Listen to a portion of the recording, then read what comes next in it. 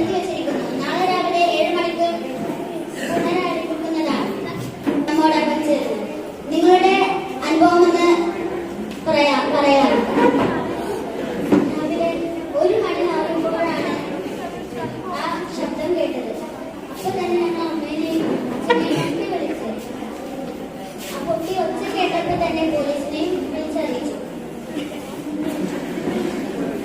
ബന്ധപ്പെട്ട എല്ലാവരെയും വിളിച്ചു.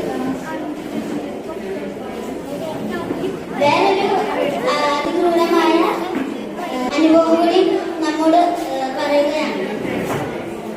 എന്റെ പേര് രാവിലെ 1 മണി ആകുമ്പോഴാണ് വെള്ളം ഇഷ്ടികയും ഒലിച്ച് വീട്ടിലെത്തിയത്. ഞങ്ങൾ ഓടിക്കൊണ്ട് വീടുകളിൽ പിറ്റേ ദിവസം കപ്പലിന്റെ മുന്നിൽ ഞങ്ങൾ ആനയോട് പറഞ്ഞു, ഞങ്ങൾ ഒന്നും ചെയ്യല്ലേ, ഞങ്ങളൊരു വലിയ ദുരന്തത്തിൽ നിന്നാണ് വരുന്നത്. 2 കണ്ണും നിറഞ്ഞു ഒഴുകി. ഒഴുക്കും വരെ ഞങ്ങൾ അതിന്റെ കൂടെ കളിക്കും. നാട്ടിൽ ആരുമില്ലല്ലോ, എല്ലാവരും പോയില്ലേ. അവരാണ് ഞങ്ങളെ രക്ഷിച്ചത്. ഒരു ചെറിയ ഇടവേളയ്ക്ക് ശേഷം വീണ്ടും നമുക്ക് കാണാം.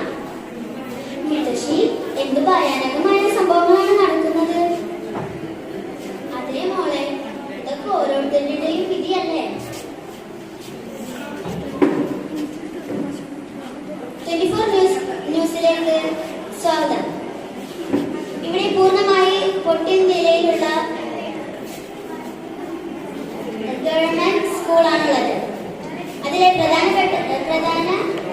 പ്രധാനപ്പെട്ട സാർ ഉണ്ണിസാറിന്റെ കരച്ചിൽ നമ്മളുടെ മനസ്സിൽ നീണ്ടലായി.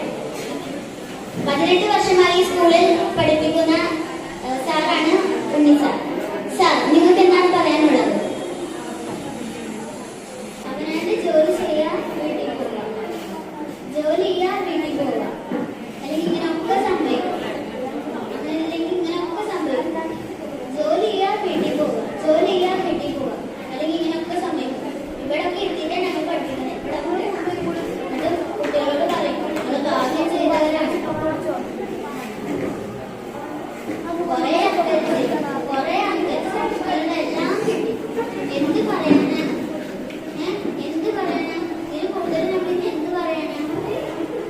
എനിക്കൊന്നും പറയല്ലേ സാർ.